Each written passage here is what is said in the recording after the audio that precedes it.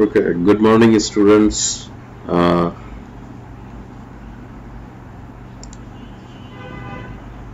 are you able to hear my voice? I think.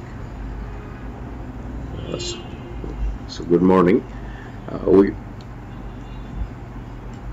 will start our lecture of RNN a little bit sooner.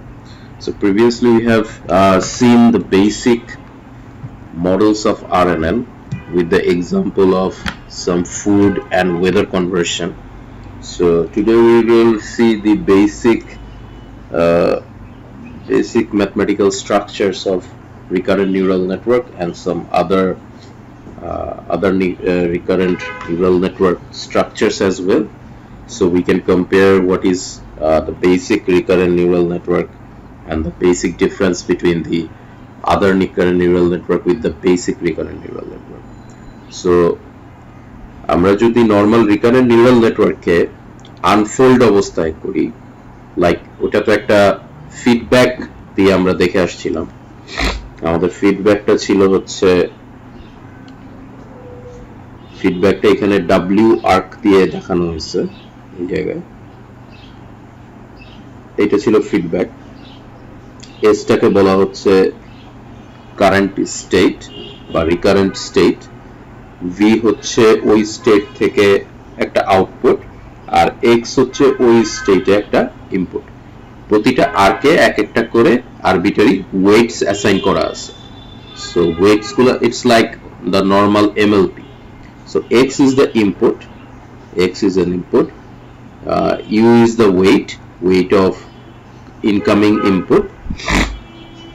This is the recurrent feedback, and recurrent feedback weights is denoted by w, and s is a current state, and v is the another weight, and o is actually the next output of this s state. এটাকে যদি আমি unfold করি, এটা হচ্ছে একটা recurrent unit. এই recurrent ইউনিটটাকে যদি আমি আনফোল্ড করি, তাহলে এইটা হচ্ছে আমার বর্তমান একটা এক্সাম্পল টি-তম স্টেটের। তাহলে টি-তম স্টেট, এই টি-তম এটা হচ্ছে টিএথ স্টেট। সো এই টিএথ স্টেটটাকে আমরা কিভাবে আসলে লুক আউট করতে পারি? টিএথ স্টেটে সব টি প্যারামিটার দিয়ে হচ্ছে, এবং এটাতে যে ইনকামিং দুইটা এজ আছে, ইনকামিং দুইটা এজ হচ্ছে xt আর একটা হচ্ছে st-1. That means current st তে there is two type of input is coming, one is st-1 and one is xt. so এই xt এটা হচ্ছে কারেন্ট ইনপুটের একটা সিকোয়েন্স। x কে তোমরা এইভাবে ডিনোট করতে পারো, লাইক 5, 10, 15। আমরা এই एग्जांपलটা যে দেখছিলাম, এটাকে আমরা বলতে পারি xt-1, xt+1। এইভাবে টাইমের সাথে সাথে এটা মুভ অন করবে, বা আমরা x1, x2, x3 এভাবেও লিখতে পারি। you can also write x1, x2, x3, x4 এভাবে যাচ্ছে, x5 এভাবে সিকোয়েন্স আগাতে থাকবে। সো এইটাকে বেসিক্যালি এটার সাথে ম্যাপিং করা হচ্ছে ইনপুট হিসেবে। সো এই ইনপুটটা হচ্ছে x এর ইনপুট, আর s হচ্ছে রিকারেন্ট ইউনিট থেকে যে জেনারেট হচ্ছে সেটা। তাহলে ইনিশিয়ালি একটা, এই যে এখানে একটা দেখানো আছে যে ইনিশিয়ালি এটা একটা w ওয়েট, এই জায়গাটায় আছে আসলে একটা s0। দ্যাট মিন্স এই স্টেটটাকে অ্যাজিউম করে আমরা পরের স্টেটগুলোকে জেনারেট করতেছি। তো এই s0 তে একটা w ওয়েট অ্যাসাইন করা হচ্ছে, এবং এটা প্রথম st-1 এ যখন আসতেছে, মানে একদম প্রথম প্রাইমারি ইয়েতে যখন আসতেছে, সেইটার সাথে একটা w ওয়েটের অ্যাসাইনমেন্ট হওয়ার পরে they are actually computing the results and moving to the next state. Unfold করার প্রসেসটা কি? আমার প্রিভিয়াস লেয়ারে যেটা থাকবে, যেমন আমার st এখন প্রডিউস হইলো, এই st-টাই আমার পরের ইয়েতে গিয়ে কি হবে, st+1 যখন আমি কম্পিউট করতে যাচ্ছি, মানে আমি st+1টা কম্পিউট করতে যাচ্ছি, তখন আমাকে st+1 যখন কম্পিউট করতে যাচ্ছি, যখন st আর এখানে xt এর জায়গায় xt+1 চলে আসবে। ঠিক আছে, সো চেঞ্জটা হচ্ছে এইটাকে আমরা বলতে পারতেছি previous hypothesis of neural of RNN, আর এটা হচ্ছে আমার কারেন্ট ইনপুট, আর এটা আমার প্রডিউস করবে কারেন্ট হাইপোথিসিস। আমরা এটাকে হাইপোথিসিস নাম বলতেছি, এটা আমরা পরবর্তীতে সামনে গিয়ে দেখবো। এটাকে স্টেটও বলতে পারো, কারেন্ট স্টেটের আরএনএন এর কারেন্ট স্টেটটাকে জেনারেট করবে with the help of previous state এবং কারেন্ট ইনপুটের সাহায্যে। এটা হচ্ছে বেসিক্যালি তার মেইন ফোর্টে। সো এইখানে বিভিন্ন ওয়েটিং দিয়ে দেখানো হয়েছে। সো ওয়েট ছাড়া যদি আমি ফ্ল্যাটেনিং চিন্তা করি, সেই ফ্ল্যাটেনিংটাও আমরা নিচের এই স্ট্রাকচারটা দিয়ে বুঝতে পারবো। আমি হাইপোথিসিস উচ্চারণ করতেছিলাম কারণ এটাকে অনেক সময় এইচ দিয়েও ডিনোট করে, এইচটি। সো ফিডব্যাকটা একটু খেয়াল করো, এইটাকে যদি আমি আনফোল্ড করি এই স্ট্রাকচারটাকে, তাহলে এ হচ্ছে বেসিক্যালি আমার রিকারেন্ট ইউনিট, আর এখানে ইনপুট আসতেছে x0 এবং h0 হচ্ছে তোমার আউটপুট হিসেবে জেনারেট করতেছে। এই h0 বেসিক্যালি এখানেও ইউজ হচ্ছে অ্যাজ এন ইনপুট হিসেবে। তাহলে এখানে x1 আর h0 যখন আসলো h1 প্রডিউস হলো। তাহলে h1 আসলে প্রডিউস হচ্ছে একটা ফাংশন, রিকারেন্ট ইউনিটের ফাংশন, তাতে একটা ইনপুট আসতেছে h0 আর একটা ইনপুট আসতেছে x1। এটা কি মোটামুটি ক্লিয়ার হয়েছে সবার কাছে? আমরা যদি এইটা বুঝে যেতে পারি তাহলে আমাদের একটা এক্সাম্পল আমরা দেখি। মনে করো আমরা এই যে সিরিজের যে এক্সাম্পলটা নিলাম 5, 10, 15, 20 এভাবে আপ করে যেটা যাচ্ছে আপ টু মনে করো নেক্সট ইয়েটা কি হবে, তাহলে এইটা আসলে জেনারেট হচ্ছে কিভাবে এই পিকচারটায় সেটা একটু দেখি। সো 5 প্রথমে আসলো ইনপুট, এইখানে হাইপোথিসিস কিছু নাই, তো আমার h0 হিসেবে প্রডিউস হবে আসলে 10। এই 10টা আবার এখানে গেল ইনপুট হিসেবে, x1 এর আবার ইনপুট হচ্ছে এখানে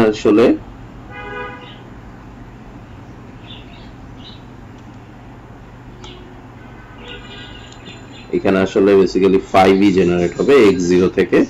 সো সামহাউ বিকজ এখানে মনে করো 0 আছে, সো এই 5 যখন এখানে আসলো, এখানে আছে 10, 5 আর 10 তারা এটা কমিউনিকেট করে h1 এ বেসিক্যালি সে সিকোয়েন্সটা জেনারেট করবে। এখানে দেখে মনে হচ্ছে x0 মনে হয় সামনে খালি প্রপাগেট করতেছে, বাট কম্বিনেশনটা হচ্ছে 5 আর 10 এর কম্বিনেশন মিলে।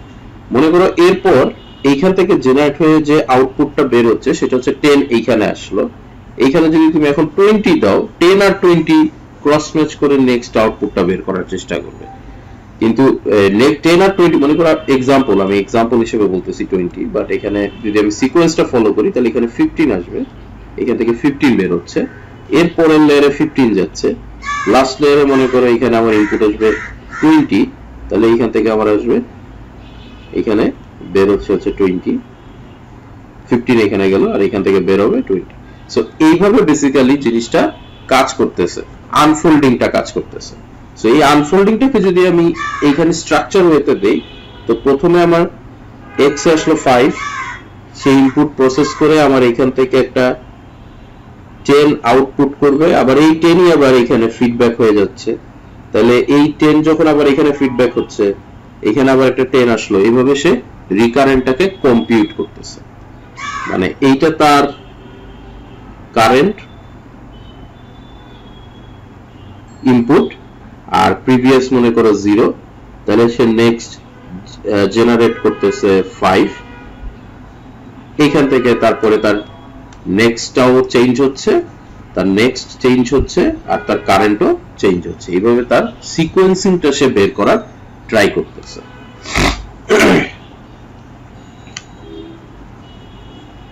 এটা হচ্ছে সিম্পল আনফোল্ডিং স্ট্রাকচার হইলে বেসিক্যালি কি হবে সেটার একটা এক্সাম্পল জাস্ট তোমাদেরকে দেখানো হয়েছে। ডট ডট ডট দ্বারা মনে হচ্ছে যে এটা অনেকগুলো প্রপাগেট হইতে থাকবে। নরমালি এখন হচ্ছে আমরা জানার চেষ্টা করি আরএনএন আসলে আমরা কেন ইউজ করব। আরএনএন তো নরমাল এমএলপি থেকে একটু কমপ্লেক্স স্ট্রাকচার, তাহলে এর কমপ্লেক্সিটি বেশি হওয়ার কথা।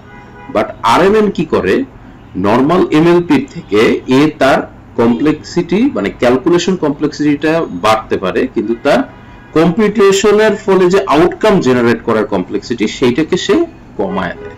কিভাবে কমায় দেয় একটু এক্সাম্পলটা আমরা খেয়াল করি তাহলে বুঝতে পারবো। আমরা আরএনএনটাকে আমরা এফ ফাংশন দিয়ে ডিনোট করতেছি। এফ ফাংশনটা দুইটা প্যারামিটার নেয়, এইচ আমাদের কি প্যারামিটার আর এক্স আমাদের কি প্যারামিটার। এইচ হচ্ছে আমাদের প্রিভিয়াস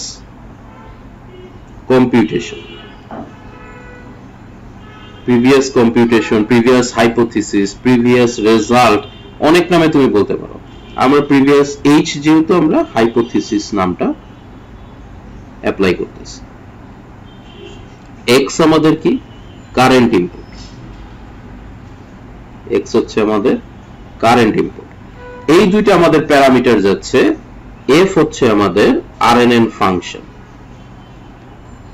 আরএনএন ফাংশন বা আরএনএন কম্পিউটেশনাল ফাংশন আমরা বলতে পারি, যেখানে আরএনএন এর রেজাল্টগুলো কম্পিউট হবে। ও আমাদেরকে আউটপুট দিচ্ছে দুইটা, একটা হচ্ছে এইচ প্রাইম আর একটা হচ্ছে ওয়াই। এই এইচ প্রাইম আর ওয়াই, এইচ প্রাইমটা কি? এইচ প্রাইম আমার হচ্ছে কারেন্ট হাইপোথিসিস আর ওয়াইটা আমার কি কারেন্ট আউটপুট। তাহলে আমরা যদি একটু স্ট্রাকচারটা খেয়াল করি, এটা হচ্ছে আমাদের ফাংশনটা x1, x1 দিয়ে বোঝাচ্ছে আমার কারেন্ট ইনপুট x1, h0 মানে হচ্ছে আমার প্রিভিয়াস হাইপোথিসিস কারেন্ট ইনপুট, আর তার থেকে প্রিভিয়াস হাইপোথিসিসটা অ্যাড করা হলো, ফাংশনটাতে ইনপুট হিসেবে আসলো, দুইটা আর্ক দিয়ে দেখানো হয়েছে ইনকামিং ইনপুট, জেনারেট করলো সে কারেন্ট হাইপোথিসিস h1 আর y1। এটা হচ্ছে একটা রিকারেন্ট ইউনিটের একটা ব্লক। মানে এটা এখন ফিডব্যাক কিভাবে হবে? ফিডব্যাক হলে সিম্পল, h1 নিশ্চয়ই পরবর্তী আরেকটাতে যাবে, h1 সিমিলার একটা ফাংশন ব্লককে আনলো। এখানে একটা পয়েন্ট অফ নোটেশন, এখানেও কিন্তু এফ ফাংশন ইউজ করা হয়েছে, এখানেও কিন্তু এফ ফাংশন ইউজ করা হয়েছে, সেম ফাংশন ইউজ করা হচ্ছে। এমএলপি তে এইটাই যদি আমি এমএলপি তে ট্রান্সলেট করতাম তাহলে আমরা এখানে ডিফারেন্ট ফাংশনস ইউজ করতে পারতাম। যেহেতু রিকারেন্ট ইউনিট একই স্ট্রাকচারের ইউনিট হইতে হবে, নাহলে তো লুপ ব্যাক করবে কোথায়? লুপ ব্যাক করার জন্য তো একটাই সেম কাইন্ড অফ স্ট্রাকচার হইতে হবে, এই কারণে সেম ফাংশন ইউজ করা হয়েছে, not different function. That is the first primary difference between normal MLP and recurrent unit. যেহেতু সেম ফাংশন ইউজ করতেছে, obviously different ফাংশনের কমপ্লেক্সিটি ডিফারেন্ট হইতো, তাদের ডিফারেন্ট কমপ্লেক্সিটি যোগ করলে তাদের কমপ্লেক্সিটি বেড়ে যেত। এখন যেহেতু সেম ফাংশন ইউজ করা হচ্ছে, তাদের কমপ্লেক্সিটি অনেকাংশে কমে যাচ্ছে। So number one point is use of same functionality in recurrent unit is reducing the complexity of the normal neural network structure. Second, তোমার ইনপুট আসলো দুইটা, h আর h প্রাইম এর ভেক্টরের ডাইমেনশনালিটিও কি হবে? সেম হবে। আমাদের যে h আর h প্রাইম যেটা আছে সেটার ডাইমেনশনালিটিও সেম হবে, সেম ডিরেকশনে থাকবে, সেম ডাইমেনশনালিটি, এবং যে আউটকাম যেটা জেনারেট করতেছে সেটা h2 আর y2, ঠিক আছে? h2 আর y2 দুটো আউটকাম তারা জেনারেট করতেছে।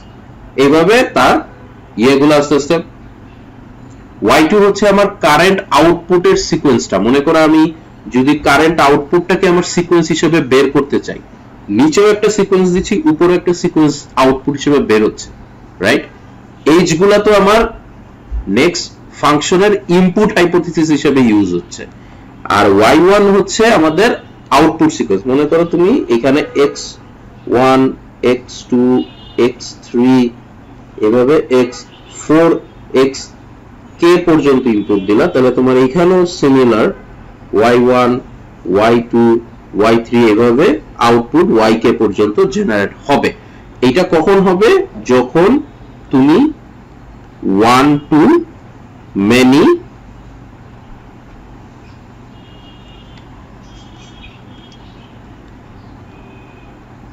to many সিকোয়েন্স প্রডিউস করবে।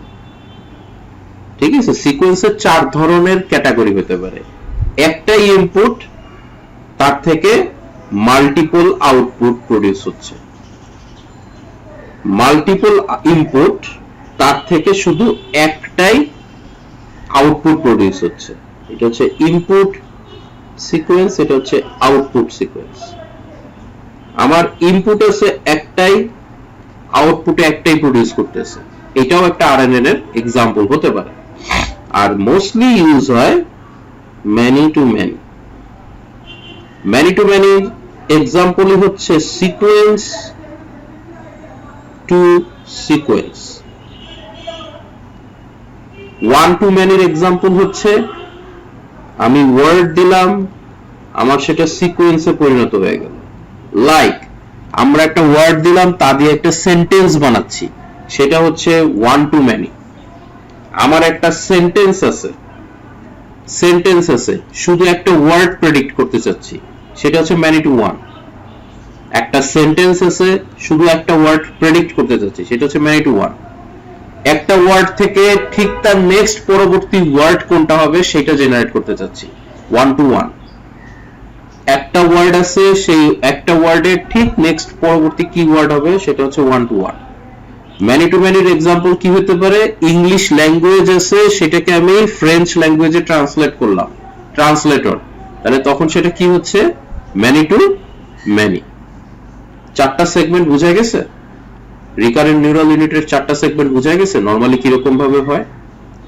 আর এখানে y1 y2 এগুলো হচ্ছে আমার এই one to many, many to many output এবং ইনপুটের মধ্যে রিলেশনটাকে কিভাবে দেখাবো সেটার জন্য ইউজ করা হচ্ছে। ঠিক আছে, আচ্ছা।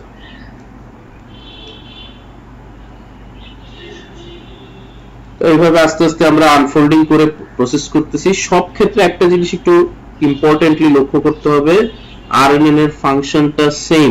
এফ যেহেতু ইউজ করতেছি, আরএনএন এর ফাংশনটা সেম। তাহলে এটা কি কি বলা হয় যে no matter how long the input or output sequence is, আমরা অলরেডি বুঝলাম ইনপুট আউটপুট সিকোয়েন্স কয় ধরনের হতে পারে। we only need one function, that is the main important thing for reducing the complexity.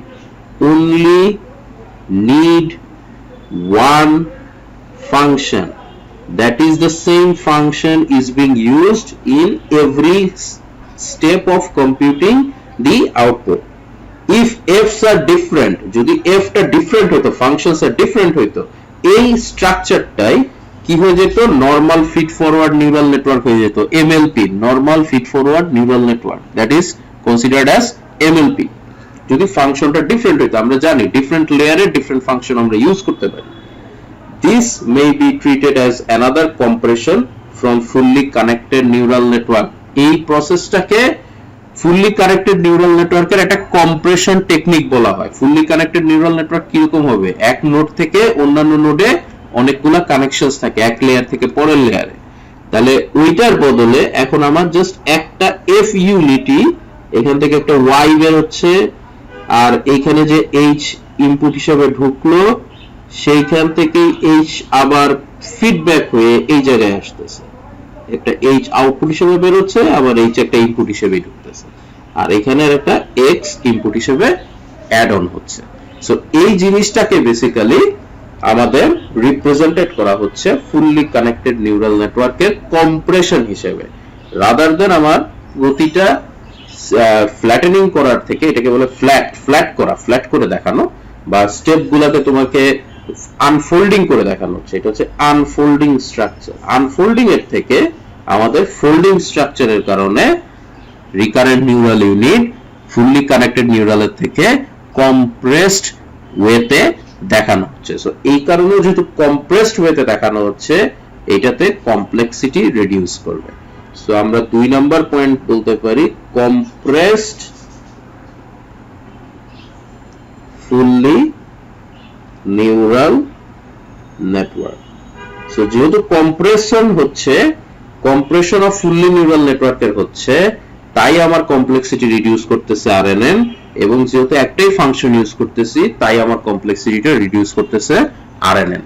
দুইটা জিনিস বোঝা গেছে ঠিকঠাক মতো কেন আরএনএন কমপ্লেক্সিটিটাকে রিডিউস করতেছে, যদিও তার স্ট্রাকচারটা দেখতে কমপ্লেক্স স্ট্রাকচার রাদার দেন আমার নরমাল এর থেকে। হ্যাঁ, তো এইটা হচ্ছে আমাদের আরএনএন এর বেসিক থিং, আরএনএন এর কমপ্লেক্সিটির বেসিক থিং।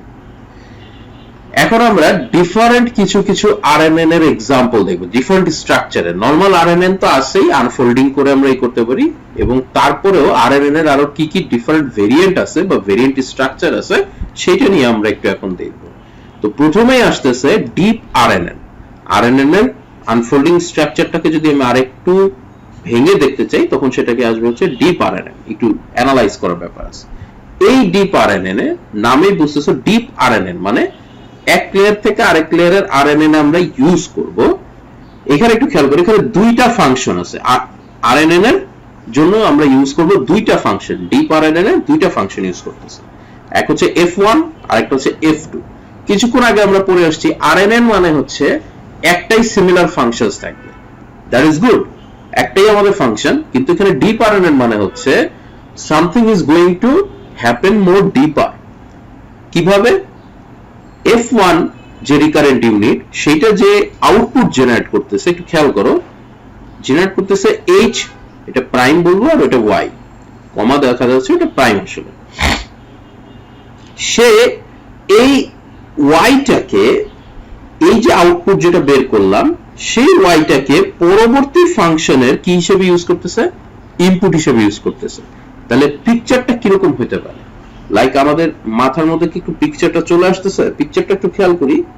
এইটা হচ্ছে আমাদের রিকারেন্ট ইউনিট, চেক করো। এই রিকারেন্ট ইউনিটটা F1, সব কিন্তু F1 দিয়ে করা, রাইট? এটা আমরা কিছুক্ষণ আগেই যেটা করে এসেছি তার সাথে সিমিলার, সবগুলো F1। ওকে, এরপর F2 ইউনিটটা আসলো। আমরা ডিপার আরএনএন কিভাবে ইউজ করতেছি? F2 ইউনিটে প্রথমেই তার ইনপুট সিকোয়েন্সে কে আসবে? F2 ইউনিটের প্রথমেই ইনপুট সিকোয়েন্সে আসবে Y1, এখান থেকে ইনপুট সিকোয়েন্সটা আসবে, আর এখান থেকে তার একটা G প্যারামিটার আসবে, সাম Z0, এবং এখান থেকে সে জেনারেট করবে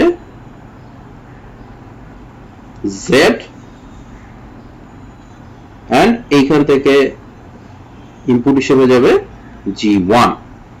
আমরা যে এখানে দেখতেছি তার স্ট্রাকচার, তাহলে এখানে এটা পরবর্তীতে এটা আবার এখানে একটা স্ট্রাকচার হবে, সেই স্ট্রাকচারটা হবে F2, এটা Y2, এখান থেকে হবে Z1, এটা Z2, এবং এখানে যাবে হচ্ছে G2। আমি কি বুঝাতে পারছি ব্যাপারটা? জিনিসটা সিমিলার, প্রসেসটা বোঝা গেছে? এইটাকে বলা হচ্ছে deep RNN, using previous functions of RNN output as a new result of new function of a new input of new RNN। RNN এর নতুন ইনপুটে আসলে এই জিনিসটা অ্যাড হচ্ছে। এটার সবচেয়ে এক্সাম্পল, ভালো একটা এক্সাম্পল হচ্ছে, তুমি একটা নাম্বার আছে মনে করো x, এইটাকে তুমি ফার্স্টে RNN দিয়ে 10 বেজে ট্রান্সলেট করলা, এই 10 বেজ থেকে তুমি আবার 6 বেজে ট্রান্সলেট করলা। এই 6 বেজ যে আউটপুটটা জেনারেট করবে সেই আউটপুটটা হচ্ছে ডিপ আরএনএন এর মাধ্যমে আমরা বের করতে পারি। এক্সাম্পলটা বুঝা গেছে? প্রথমে একটা x ইনপুট, সেটা 10 বেজ নাম্বার সিস্টেমে আছে, সেইটা যে আউটপুটটা জেনারেট করবে তাকে 6 বেজ নাম্বার সিস্টেমে আমি কনভার্ট করলাম। এই 6 বেজ নাম্বার সিস্টেম থেকে তাকে আমি যে আউটপুটটা পাচ্ছি, এই 6 বেজের জন্য একটা আরএনএন ইউজ করলাম, এই 10 বেজের জন্য আরেকটা আরএনএন ইউজ করলাম। মনে করো x নাম্বারটা ছিল 5 বেজ নাম্বার সিস্টেম, ঠিক আছে? আমি একটা एग्जांपल বললাম জাস্ট যে একটা বেজের নাম্বার থিওরির, একটা নাম্বার থিওরির base conversion can be taken as an example of deep RNN. এটা আমি জাস্ট एग्जांपल একটা নাম্বার বেস एग्जांपल দিয়ে দেখালাম। এটা তোমরা সিকোয়েন্সের থেকে করতে পারো। লাইক আমার প্রথমে ইংলিশ সিকোয়েন্স আছে, সেটাকে আমি যদি ফার্স্টে ফ্রেঞ্চ সিকোয়েন্সে ট্রান্সলেট করি, দেন ফ্রেঞ্চ সিকোয়েন্সার থেকে যদি ওটা আমি অ্যারাবিক সিকোয়েন্সে ট্রান্সলেট করি, আমি কি ইউজ করতে পারি? I can use deep RNN as my structure, and এইটার পরবর্তীতে আমার যে মাত্র দুইটা ফাংশন দিয়ে করতে হবে তার কি লিমিটেশন আছে? ডিপ RNN মানে হচ্ছে you can use multi functions as well, like তুমি যদি F3 ইউজ করো, আমি মনে করি এখানে একটা F3 আনলাম, সেই F3 প্যারামিটারটা কি হবে কেউ কি বলতে পারবা? F3 তে কি যাবে? এখানে একটা Z আউটপুট যাচ্ছে, আমি এখানে ধরলাম G এইচ জি, এটা মনে করো আই, আই এর ক্ষেত্রে এখানে হবে ইনপুট হিসেবে জেড, আর আমার আউটপুট আসবে কি, আউটপুট মনে করো আসতেছে জে প্রাইম, আর হচ্ছে সরি এটা হবে আই প্রাইম, কমা এটা জেড আমরা ইউজ করছি, তাহলে আমরা ডাব্লিউ ইউজ করব আউটকাম হিসেবে। ডাব্লিউ তো ওয়েট হিসেবে ইউজ হয়, সো ডাব্লিউ ইউজ না করে আমরা এখানে ইউজ করতে পারি এম, মনে করো এম লেয়ার থেকে একটা আউটপুট বেরোচ্ছে। তো এইভাবে আমরা ক্যাসকেডিং করে ডিপ স্ট্রাকচার রেডি করতে পারি। এটা এক্সাম্পলটা জাস্ট দেখানো যে কিভাবে প্রপাগেট করছে। একটা জিনিস একটু খেয়াল করো, এইটার ফ্লোটা কিন্তু এখান থেকে আউটপুট যাই হোক, ফাংশনের ফ্লোটা কিন্তু সব লেফট টু রাইট হচ্ছে। ফাংশনের ফ্লোটা কিন্তু এই বরাবর, যেদিকে ফাংশন গুলো জেনারেট হচ্ছে এই দিক বরাবর ফ্লোটা মুভ করতেছে। সো ডিপ আরএনএন নিয়ে কোনো কনফিউশন কি আছে কিনা? এখানে কিন্তু ওয়েটস অ্যাসাইন হবে, ওয়েট গুলো আমরা এখানে দেখাচ্ছি না, বাট ওয়েট এখানে মনে করো এখানে একটা ওয়েট আছে, এখানে একটা ওয়েট আছে, এখানে একটা ওয়েট আছে, এরকম একটা ওয়েটের ম্যাট্রিক্স প্রত্যেকটা আর্কের মধ্যেই আছে। এবং আপডেট আমরা যখন ব্যাক প্রপাগেশন করব তখন এই আপডেটটা কিন্তু এই ওয়েট গুলোর উপরেই হবে। এটা হচ্ছে আসলে একটা ওয়ান অফ দি এক্সাম্পল তোমাদেরকে দেখালাম। জি বলেন।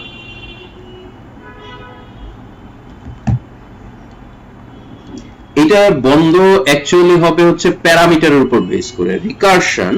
রিকারশনটা বেসিক্যালি প্যারামিটারের উপর বেস করে অফ হয়, ঠিক আছে? রিকারশন মানে হচ্ছে আমরা রিকারশনের কিছু বেস কেস বলে দিতে পারি, সেই বেস কেসের উপর বেস করে আমাদের রিকারসিভ কলটা অফ হবে। ফর এক্সাম্পল থ্রেশহোল্ড, কিছু থ্রেশহোল্ড কাট অফ থ্রেশহোল্ড দিয়ে দেওয়া যায়, কিছু মানে কন্ডিশন অ্যাপ্লাই করা যায়, যে কন্ডিশনের পরে আর রিকারেন্ট ইউনিটটা সামনে কম্পিউট করবে না। সো কারেন্টলি যেটা হয় যে একটা ম্যাট্রিক্সের থ্রেশহোল্ড দিয়ে দেওয়া হয়, বা ম্যাট্রিক্সটা যতক্ষণ না আইডেন্টিটি ম্যাট্রিক্সে পরিণত না হচ্ছে ততক্ষণ পর্যন্ত রিকারেন্ট ইউনিটটা কম্পিউট করতেই থাকে। দ্যাট মিন্স পুরো ম্যাট্রিক্সটা একটা এফ ভ্যালু আছে, সেই এফ ভ্যালু পর্যন্ত যতক্ষণ সে রিচ না করতেছে ততক্ষণ এই রিকারেন্ট ইউনিটটা কমপ্লিট করতে থাকে। যখনই তার এফ ভ্যালু বা গোল বা ডেস্টিনেশন ভ্যালুতে সে পৌঁছায় যায় তখন সে আর রিকারেন্টটাকে রিকম্পিউট করে না। সো রিকারেন্স কখন থামবে এটা কি বুঝা গেছে? এটা কিন্তু একটা ভালো কোশ্চেন যে রিকারেন্সটা কখন থামবে। রিকারেন্সটা থামবেই হচ্ছে যখন আমার বেস কেস বা আমার এফ ভ্যালুর কন্ডিশনটা আমার গোল কন্ডিশনের সাথে ম্যাচ করবে, তখনই আমার রিকারেন্স ইউনিটটা রিকারেন্টটা থেমে যাবে। তো এখন আরেকটা নতুন স্ট্রাকচার আসছে, সেই স্ট্রাকচারটাকে বলা হচ্ছে bidirectional RNN. So bidirectional RNN বলতে আসলে আমরা কি বুঝি? এখানে খেয়াল করি, এখানেও কিন্তু আমার দুইটা ফাংশন আছে। যেহেতু বাই ডিরেকশন, তার মানে এখানে ডিরেকশনের একটা ব্যাপার আছে। ডিরেকশনটা কিরকম ভাবে আসবে? সো নরমালি আমাদের F1 এর একটা আরএনএন এখানে দেখানো আছে নিচের লেয়ারে, আর F2 আরএনএন এর উল্টা দিকে একটা দেখানো আছে। বাই ডিরেকশনাল আরএনএন এর এক্সাম্পলটা দেখাচ্ছি যে F1 আরএনএন আমার লেফট টু রাইট যাবে, আর F2 আরএনএন আমার রাইট টু লেফট যাচ্ছে। এটা রাইট টু লেফট, এটা লেফট টু রাইট, নিচেরটা লেফট টু রাইট, এটা নিচেরটা লেফট টু রাইট, উপরেরটা হচ্ছে রাইট টু লেফট, এটা রাইট টু লেফট, এটা লেফট টু রাইট। আচ্ছা, আর এই যে Z1 Y1 Z2 Y2 Z3 Y3 যে আমরা প্রডিউস করলাম, এই দুইটার আউটপুটটা এখন আমার কি হবে? এই আরএনএন এর মধ্যে রিইউজ হবে। এটা আরেকটা আরএনএন যেটা ফিড ফরওয়ার্ড করা হচ্ছে শুধু, সেটা যেটা শুধু খালি রেজাল্ট P1 টাকে জেনারেট করতেছে। তার মানে বাই ডিরেকশনাল আরএনএন এর আসল consumer K? Who is the real consumer? The real consumer is F3. The real consumer is F3. এখানে কিন্তু দুইটা ইনপুট কোথা থেকে আসতেছে? দুইটা আরএনএন এর থেকে আসতেছে। রাইট? এখানে দুইটা ইনপুট দুইটা আরএনএন থেকে এসেছে। সো এই বাইডিরেকশনাল আরএনএন আমি কোন টাইপের প্রবলেমে ইউজ করতে পারি? আমরা যে প্রবলেমটা এই আরএনএনটাকে ইউজ করতে পারি সেই প্রবলেমটা হচ্ছে, এই যে আরএনএনটা ইউজ করতে পারি সেই প্রবলেমটা কোনটা? এই যে আরএনএন যেটা ইউজ করতে পারি, প্যালিন্ড্রোম চেকিং। প্যালিন্ড্রোম চেকিং এ আপনি কি করতে পারেন? এই আরএনএনটা ইউজ করতে পারেন। একটা আরএনএন সামনের দিকের ক্যালকুলেশন গুলাকে চেক করতেছে, আরেকটা আরএনএন পেছনের দিকের ক্যালকুলেশন গুলাকে চেক করতেছে। সো যখনই আপনার সামনে আর পেছনে ক্রস আউট হয়ে যাবে, তখনই আসলে আপনার এই P3 তে আপনার কি আসতেছে? প্যালিন্ড্রোমের চেকিং এর রেজাল্টটা চলে আসতেছে। লাইক Y1 আর Z1 similar, okay fine, Y2 Z2 এটাও সিমিলার, F3 আপনাকে বলতেছে এটাও সিমিলার, এটাও সিমিলার। F3 এই Z3 Y3 তে এসে যখনই দেখবে যে না এটা সিমিলার না, তখনই আপনি কি বলে দিতে পারতেছেন? এইখান থেকে আউটপুট বলে দিতে পারতেছেন F3 থেকে যে এইটা প্যালিন্ড্রোম না। সো লং সিকোয়েন্সের প্যালিন্ড্রোম চেকিং এর জন্য আমরা ইউজ করতে পারি বাইডিরেকশনাল আরএনএন। সো বাইডিরেকশনাল আরএনএন অলসো আপনার রিকারেন্সের কমপ্লেক্সিটিটাকে কমায় দিবে। আপনার রিকারেন্স যদি ফুল ডেপথে চলতে থাকে, ও গোল থেকে সোর্স পর্যন্ত আসতে থাকবে, আবার সোর্স থেকে গোল পর্যন্ত যেতে থাকবে। তার মানে ওর কম্পিটিশনটা আসলে কোথায়? মাঝ বরাবর এসে ও সব সময় ক্রস আউট করে যাবে বা কাট অফ হয়ে যাবে। ওর কিন্তু পুরা ফুল একটা রিকারেন্সকে পুরা ফুল ডেপথ পর্যন্ত যাওয়ার প্রয়োজন হবে না। এইটার জন্য বাইডিরেকশনাল আরএনএন এর কমপ্লেক্সিটি আরো কম রাদার দেন দা নরমাল আরএনএন এর কমপ্লেক্সিটির থেকে। বাইডিরেকশনাল আরএনএন এর কমপ্লেক্সিটি সম্পর্কে কারো কোনো কনফিউশন আছে কিনা? কোনো রেজাল্টেন্ট কোনো কনফিউশন আছে? ওকে,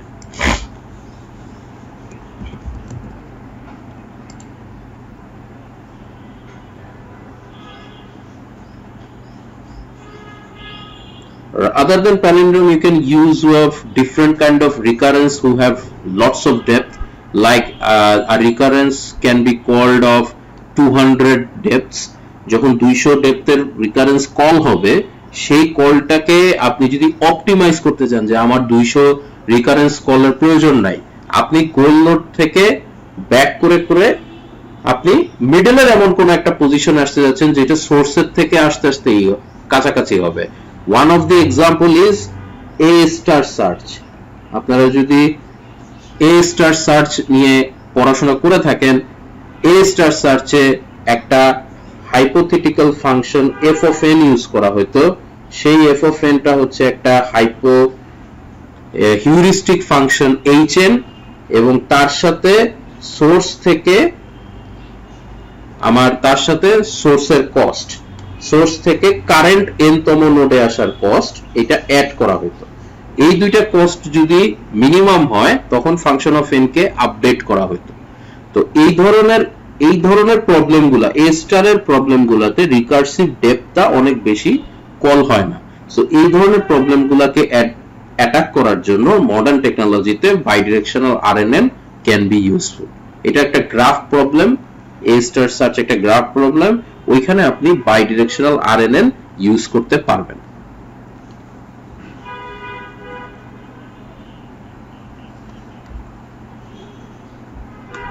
যেসব প্রবলেমের এন্ড গোল থেকে আপনার জানা আছে, মানে যেগুলা রিকার্সিভ ডেপথ আপনার জানা আছে, এন্ড গোল জানা নাই, আরএনএন এর যেরকম একটা এ স্টারের যেরকম একটা স্পেসিফিক গোল জানা আছে, কিন্তু আরএনএন দিয়ে তো আমরা ডিপ নিউরাল নেটওয়ার্কে যদি আমরা ইউজ করতে চাই, সেখানে আমাদের অনেকগুলো রিকারেন্স আছে যেগুলো আননেসেসারি কল হবে।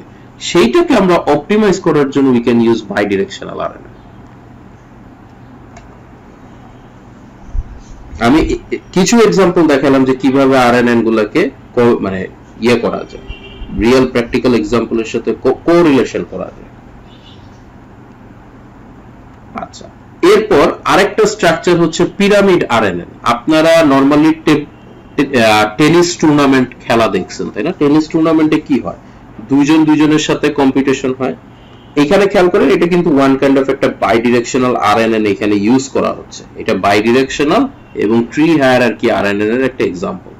নিচের লেয়ারগুলা প্রত্যেকটা লেয়ারে একজন আরেকজনের কম্পিটিশনটা হচ্ছে বাইডিরেকশনাল আরএনএন। মনে করেন এটা 1 2 5 6 7 8 আপ টু 10 এরকম হয়ে গেল।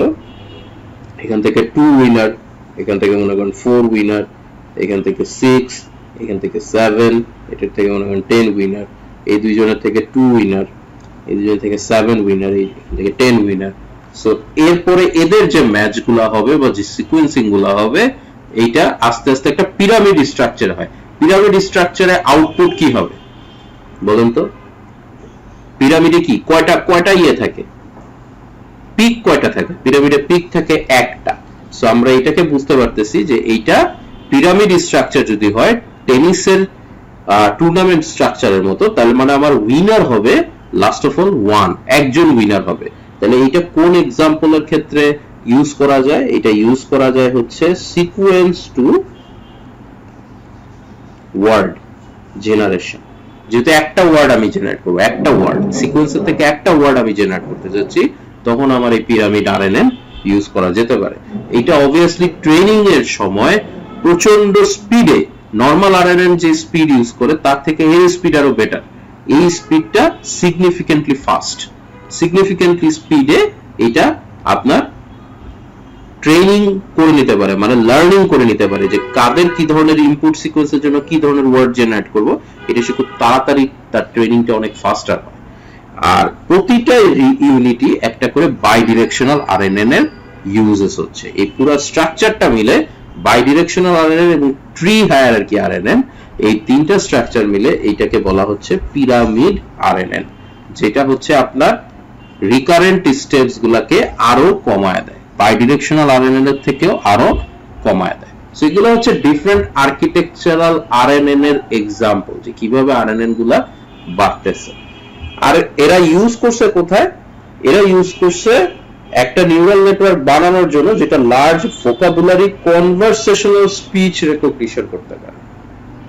আমরা নরমালি স্পিচ রেকগনিশন মানে কি, আপনার যে ভয়েসটা আছে সেটাকে সে রেকগনাইজ করার ট্রাই করতেছে, আর রেকগনাইজ করে সে কোনো আউটকাম দিতেছে। স্পিচ রেকগনিশনের সবচেয়ে বেটার এক্সাম্পল আপনাদের আইফোনের সিরি, গুগল অ্যাসিস্ট্যান্ট অ্যান্ড্রয়েড ফোনের, তারপর অ্যালেক্সা, এগুলো হচ্ছে স্পিচ রেকগনিশনের অনেক ভালো এক্সাম্পল। সো এইগুলাতে ওয়ান অফ দি কম্পিটিশনের মধ্যে পিরামিড আরএনএন ইউজ করা যেতে পারে। এটা হচ্ছে চ্যান এবং তার টিম, তারা 2016 এর দিকে এই পিরামিড আরএনএন এর আর্কিটেকচারটা ইনোভেট করে তারা দেখাইছে যে স্পিড আপটা কিরকম ভাবে করা যায় নরমাল বাইডিরেকশনাল আরএনএন কে ইউজ করে। এরপরে আসলো ভ্যানিলা আরএনএন, যেটাকে আমরা বলি, বা নাইভ আরএনএন। এইটা কিভাবে আসলে কাজ করে? নাইভ আরএনএন হচ্ছে আমরা অনেক সময় নাইভ বায়াস নাম শুনে থাকি। নাইভ বায়াস সেরকম হচ্ছে আরএনএন এর মধ্যে, এটা হচ্ছে নাইভ আরএনএন, জাস্ট একটা সিম্পল ব্লক অফ ইউনিট। এটাতে বেসিক্যালি কি কি থাকে আমরা নরমালি যেটা জানি, আমাদের এখানে চারটা প্যারামিটার, একটা হচ্ছে এক্স, একটা হচ্ছে previous hypothesis, current input, previous hypothesis, current output, আর এইচ প্রাইম যেটাকে আমরা বলতেছি হচ্ছে কারেন্ট হাইপোথিসিস, যেটা জেনারেট হবে after unrolling of the function. So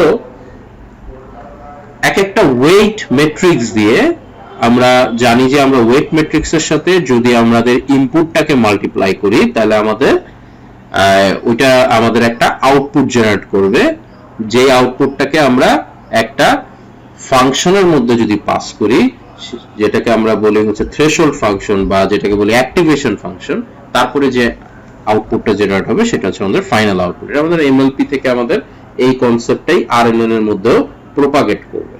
like এইটাকে আমরা বলতেছি আমাদের WI, that means input weight, WI এটাকে আমরা বলতেছি ইনপুট ওয়েট। এটার সাথে x ইনপুটের মাল্টিপ্লিকেশন হচ্ছে WH, এটাকে আমরা বলতেছি the weights of hypothesis or previous hypothesis বলতে পারেন, the weights of previous hypothesis। এটা আমাদের পয়েন্ট করতেছে WH, এটার সাথে আমাদের পয়েন্ট করতেছে এটার সাথে h ইনপুট হিসেবে আসতেছে, তার মানে x ইনপুট হিসেবে আসতেছে, wi এর সাথে মাল্টিপ্লাই হচ্ছে, wh এর সাথে মাল্টিপ্লাই হচ্ছে নরমাল h ইনপুট। এই দুইটা যোগ অবস্থা, দ্যাট মিন্স অ্যাডিশন হচ্ছে। অ্যাডিশন করার পরে আমরা এটাকে একটা কিসে পাস করলাম, this is a activation function. এখানে সিগমা দিয়ে বোঝাচ্ছে sigmoid, this is a activation function. এখানে সিগমা দিয়ে বোঝাচ্ছে সিগময়েড ফাংশন। সিগময়েড ফাংশন কেউ কি বলতে পারবেন tan h এটাকে কি সিগময়েড ফাংশন আকারে লেখা যাবে? Normally hyperbolic tan h function যেটা, এটা tan h x বলে। এটাকে tan h কে আমরা কিভাবে লিখতে পারি?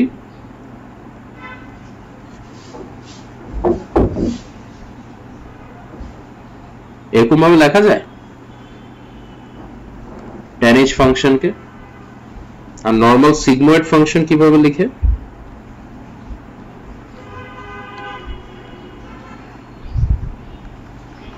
Is it okay? Normal sigmoid function.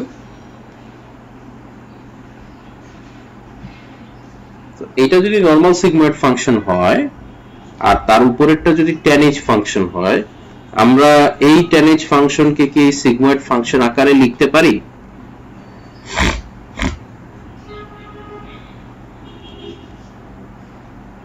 লেখা যাবে?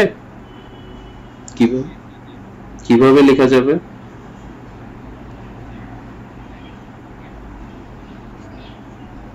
জাস্ট 2 দিয়ে গুণ হয়ে যাবে। আচ্ছা, এইটার এটা যে সেম, এটাতে কারো কোনো মানে কনফিউশন আছে কিনা? এইটার এটা তো সেম, রাইট? আমি যে সিগময়েড ফাংশন লিখলাম ইকুয়ালিটি দিয়ে, সো এই দুইটাতে কারো কোনো কনফিউশন আছে? আচ্ছা, সো tan h ফাংশনকে কিভাবে আমরা লিখতে পারি, এটাকে কিভাবে ভাঙা যায়? Any example? কোন এক্সাম্পল কি আছে?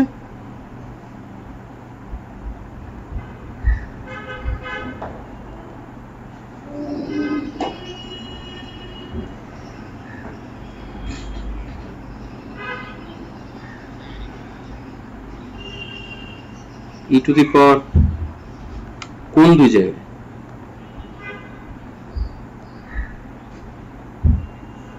কেন মাইনাস হবে? কেন মাইনাস হবে?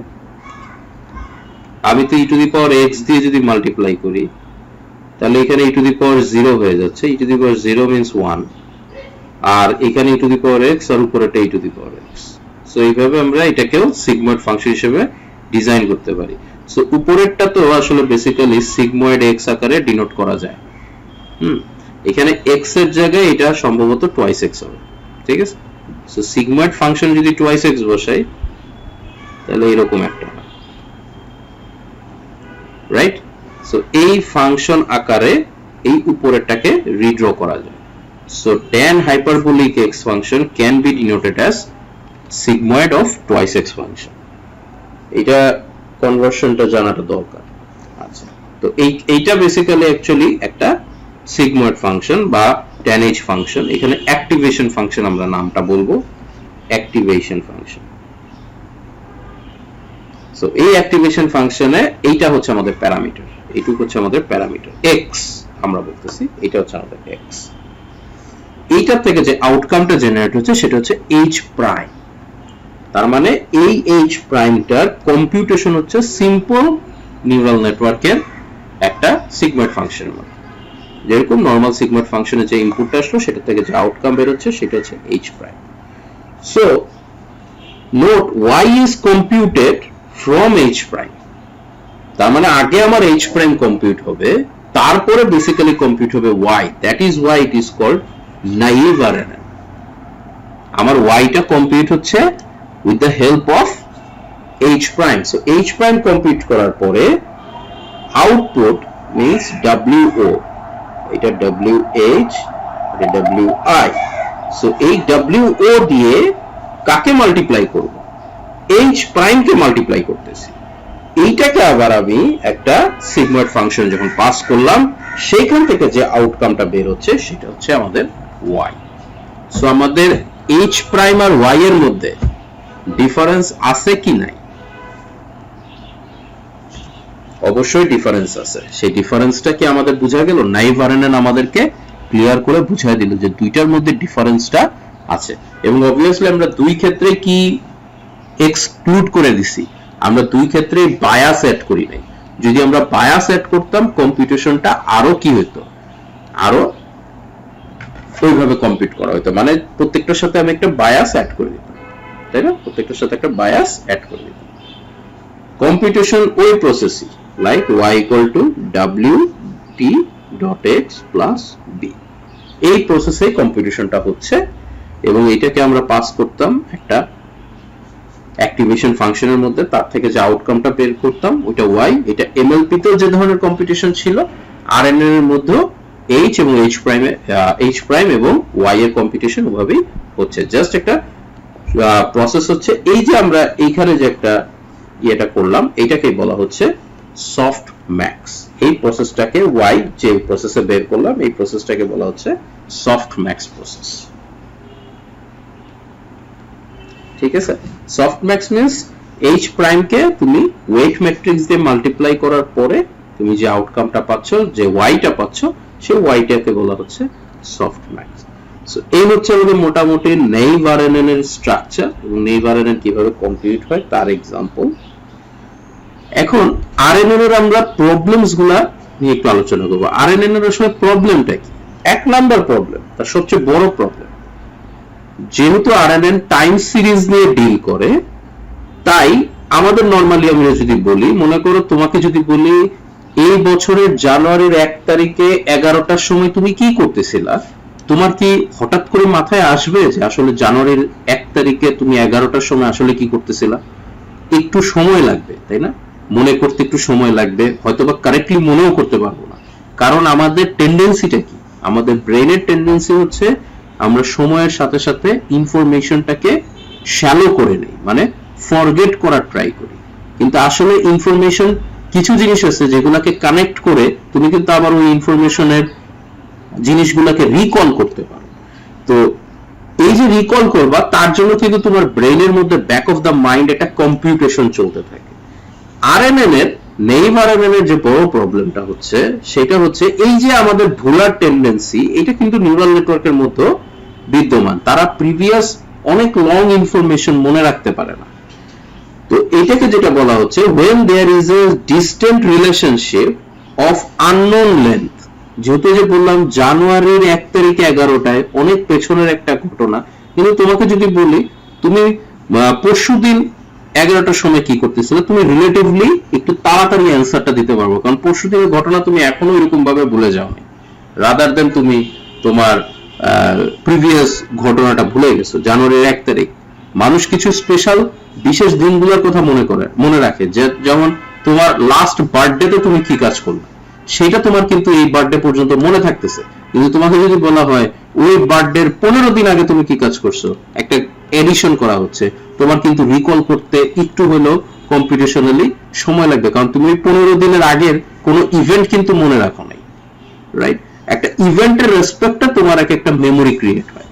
সো ওই মেমোরিটাকে রিকল করতে তোমার ওই ইভেন্টের ট্রিগারেশনটা দরকার হয়। 15 দিন আগে যদি তুমি কোনো বিয়ের প্রোগ্রাম অ্যাটেন্ড করে থাকো, তাহলে সেই বিয়ের প্রোগ্রামের আইডেন্টিটি তোমার মাথায় একটা জায়গায় কোনো জায়গায় রয়ে গেছে, ওই আইডেন্টিটি থেকে তুমি একটা রিকল করে অ্যান্সার বলতে পারবা।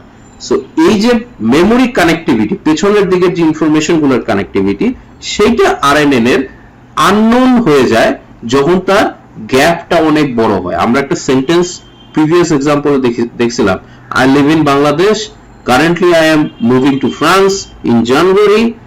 To communicate with the people I had to communicate with them in French language, right? তাহলে এই যে ফ্রেঞ্চ এখানে বসবে, এটার লংজিভিটিটা বা এটার পেছনের প্রপাগেশনটা কিন্তু অনেক ইনফরমেশনের উপর ডিপেন্ড করে আসতেছে। সো যখন রিলেশনশিপটা আননোন লেন্থের হয়, নোন লেন্থের না, আননোন লেন্থের, তখন আরএনএন এর একটা প্রবলেম অ্যারাইজ করে। যেই প্রবলেমটা হচ্ছে আমাদের যদি একটা বড় মেমোরি থাকতো, কম্পিউটারে যেরকম থাকে ওইরকম যদি একটা বড় মেমোরি থাকতো, তাহলে আরএনএনও কি করতে পারতো, আরএনএনও হচ্ছে ওগুলাকে সব মেমোরিতে স্টোর করে মেমোরি থেকে আমাকে পুল ব্যাক করে দিতে পারতো। সো আরএনএন এর এই মেমোরিটা নাই, এত লং মেমোরি নাই। এটা হচ্ছে একটা প্রবলেম। এবং আরেকটা প্রবলেম হচ্ছে vanishing gradient problem. Vanishing gradient problem কি? এই যে পুরনো ইনফরমেশন গুলো আসতেছে সেগুলো যখন কম্পিউটেশনালি করা হয় খুব আস্তে আস্তে আস্তে আস্তে এগুলো ইনফরমেশনের ভ্যালুগুলো কমতে থাকে। তো তুমি যদি একটা 0.000000001 কে মাল্টিপ্লাই করো একটা 0.0000075 দিয়ে, সেটা কি আরো কমে যাবে না ভ্যালুটা? ভ্যালুটা কিন্তু আরো কমে যাবে, আরো কমতে কমতে কমতে কমতে মনে করো অনেক অনেক কমে গেছে। এবং যেটা আসলে সিগনিফিকেন্টলি 75, যেটা আসলে সিগনিফিকেন্টলি অনেক লো ভ্যালু। কারণ আমরা যখন দুইটা ছোট নাম্বারকে মাল্টিপ্লাই করি, মাল্টিপ্লিকেশনের রেজাল্টটা কিন্তু আরো ছোট হয়ে যায়, রাইট? ছোট নাম্বার মানে হচ্ছে ফ্র্যাকশনাল নাম্বার। এই যখন ওয়েটেড কম্পিটিশন হয় তখন ফ্র্যাকশনাল নাম্বার জেনারেট হয়। তখন এই জেনারেট করার পরে যখন আমরা লোকাল ইনডিউসড এরর গুলা কম্পিউট করি তখন এই ভ্যালুগুলো খুবই কমতে থাকে, ব্যাক প্রপাগেশনে কমতে থাকে। আর যখন ভ্যালু কমতে থাকবে তার জন্য আমার ওয়েট আপডেটটাও কি হবে? ইম্প্যাক্ট ফেলবে। মনে করো ওল্ড ওয়েট আর এই যে ডেল্টা ডাব্লিউ, এই ডেল্টা ডাব্লিউ কম্পিউটেশনটা এটার উপর ইম্প্যাক্ট ফেলবে। সো এই ডেল্টা ডাব্লিউ যত কম হবে, ভেরি ভেরি স্মল, তার মানে ডাব্লিউ নিউ আর ডাব্লিউ ওল্ড একই থাকবে আসলে, রাইট? মানে এদের মধ্যে খুব বেশি পরিবর্তন দেখা যাবে না। সো এই ডেল্টা ডাব্লিউ এর এই যে খুব বেশি স্মল হয়ে যাওয়া, এটা হচ্ছে ভ্যানিশিং গ্রেডিয়েন্ট প্রবলেম বলা হয়। যেহেতু আননোন ইনফরমেশন লেন্থ, তাই ভ্যানিশিং গ্রেডিয়েন্ট প্রবলেমটা এইখানে মাল্টিপ্লিকেশনের কারণে অ্যারাইজ করতে পারে। আবার ভ্যানিশিং গ্রেডিয়েন্ট প্রবলেমের সাথে আরেকটা প্রবলেম আছে, সেটা হচ্ছে এক্সপ্লোডিং প্রবলেম। এক্সপ্লোডিং প্রবলেমটা কি? ভ্যানিশিং এ হচ্ছে ইনফরমেশন আস্তে আস্তে আস্তে আস্তে একটা সার্টেন টাইমের পর ভ্যানিশ হয়ে যাবে। আর এক্সপ্লোডিং গ্রেডিয়েন্ট প্রবলেম মানে হচ্ছে তুমি আসলে বেশি ইনফরমেশন পেয়ে গেছো। তার মানে বড় ভ্যালুকে যদি বড় ভ্যালু দিয়ে মাল্টিপ্লাই করো, ডাব্লিউ নিউ আর ওল্ড এর এই ডেল্টা ডাব্লিউ যদি বড় হয়ে যায়, তাহলে ডাব্লিউ ওল্ড এর থেকে ডাব্লিউ নিউ অনেক বেশি ডেভিয়েট করবে। এইটাকে বলা হচ্ছে এক্সপ্লোডিং গ্রেডিয়েন্ট প্রবলেম। গ্রেডিয়েন্ট মানেই হচ্ছে আসলে তোমার ইনপুটের রেসপেক্টে তোমার ফাংশনের কি পরিমাণ রেট অফ চেঞ্জ হচ্ছে, সেটাকে বলা হচ্ছে গ্রেডিয়েন্ট।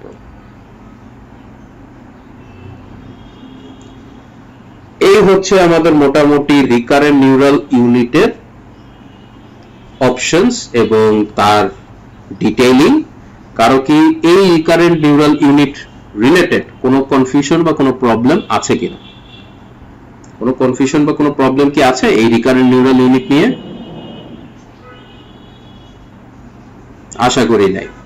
তাহলে আজকে আমরা আমাদের যেহেতু রিকারেন্ট নিউরাল ইউনিট নিয়ে আর কোনো প্রবলেম নাই, তাহলে আমরা আমাদের আজকের